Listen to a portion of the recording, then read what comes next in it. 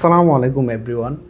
Saudi আরবে নতুন বিষয় নিয়ে আসার পরে দুই ধরনের ব্যক্তি কখনোই ইকামা নাম্বার তুলতে পারবেন না। সেই দুই ধরনের ব্যক্তি কে কে জানতে হলে আজকের ভিডিওটি লাস্ট পর্যন্ত দেখুন। মূলত সৌদি আরবে আসার পরে আপনার ইকামা নাম্বার হচ্ছে খুবই গুরুত্বপূর্ণ।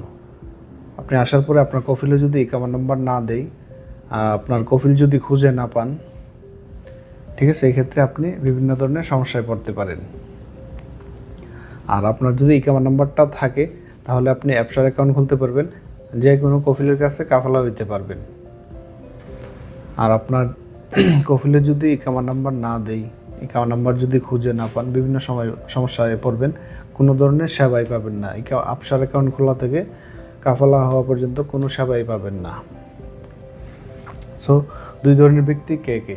দুই ধরনের ব্যক্তি হচ্ছেন সৌদি আরবে আসার পরে যাদের পাসপোর্ট নাম্বারে অথবা ধরেন যে আপনার হুদুদ নাম্বার, যা বলা হয় বর্ডার নাম্বার, এই বর্ডার নাম্বারে যদি আপনাকে কোনো হরফ দিয়ে থাকে তাহলে আপনি কখনোই ইকামা নাম্বার তুলতে পারবেন না। দ্বিতীয় নাম্বার ব্যক্তি হচ্ছে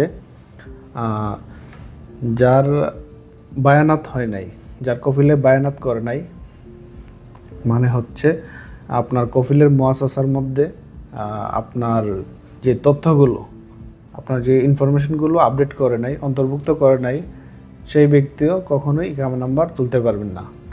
সো এই দুই ধরনের ব্যক্তি ছাড়া বাকি সবাই ইকামা নাম্বার তুলতে পারবেন। সো সৌদি আরবে আসার পরে 3 মাস যাদের পার হয়ে গেছে, আপনাদের ইকামা নাম্বার পান নাই, তারা আমাদের সাথে যোগাযোগ করতে পারেন, আমরা আপনার ইকামা নাম্বারটি তুলে দিতে পারি।